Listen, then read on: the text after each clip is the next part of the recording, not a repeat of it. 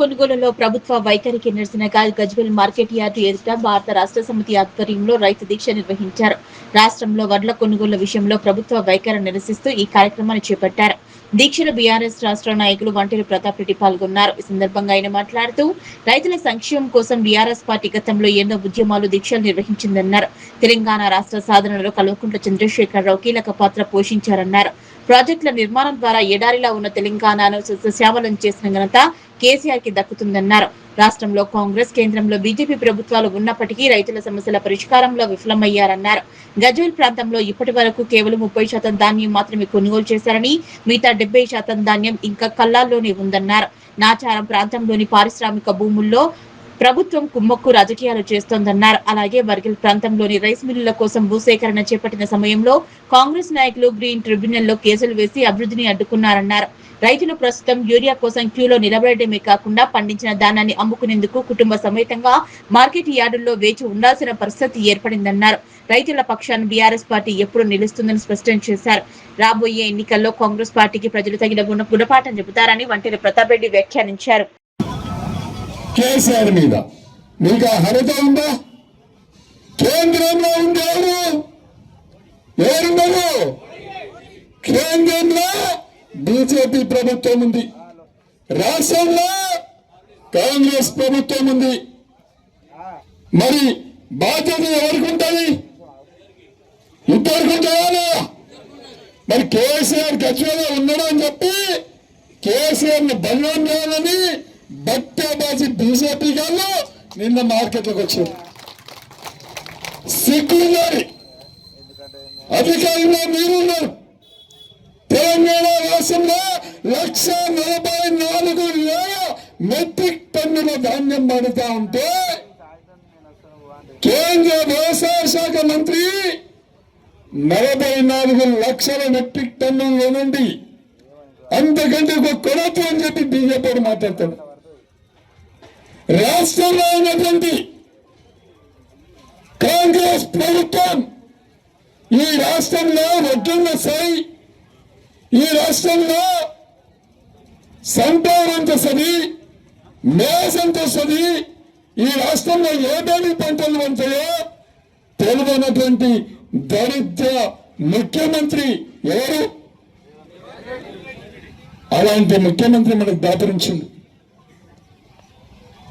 కేసీఆర్ గారిలో 24 గంటల కరెంట్ ఇచ్చి రైతు బాంధవులుగా నిలబడి పండించే పంటకు గిట్టుబాటు ధర ఇచ్చి, రైతుకు పెట్టుబడి ఇచ్చి, రైతుల భూములు 2-3 లక్షలున్న భూమి 2-3 కోట్లు వేసి రైతులు రాజును చేసింది కేసీఆర్ గారా?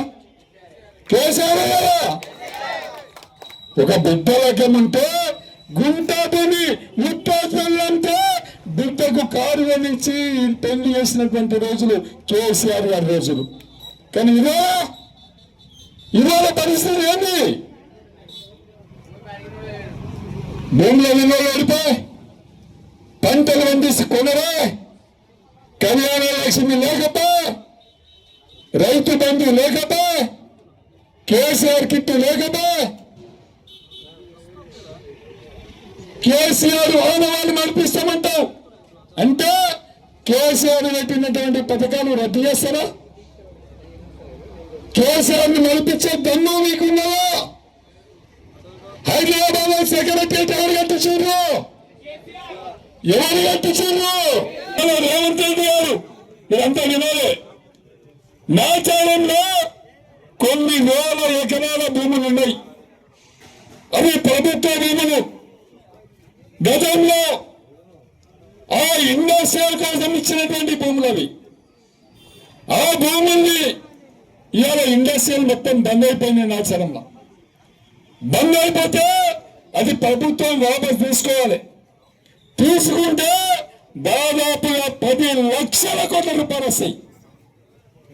10 లక్షల కోట్ల రూపాయలు వస్తాయి. ఆ భూముల ఆ ఇండస్ట్రియల్ యజమానులతోని రేవంత్ రెడ్డి కుట్ర చేసి 10 లక్షల భూముల కాజేసే ప్రయత్నం జరుగుతూ ఉంది. ఇలా రాష్ట్రంలో ఎక్కడ చూసినా దోసుకున్నాడు. ఇలా ఎవరిని పరిగణిస్తావు? రైతుల్ని పరిగణిస్తే నెత్తికి చేతులు పెట్టుకుండ్రు, బిల్లుల్ని పరిగణిస్తే నెత్తికి చేతులు పెట్టుకున్నారు. ఎవరిని చూసినా ఈ దరిద్రం ప్రభుత్వం ఎప్పుడు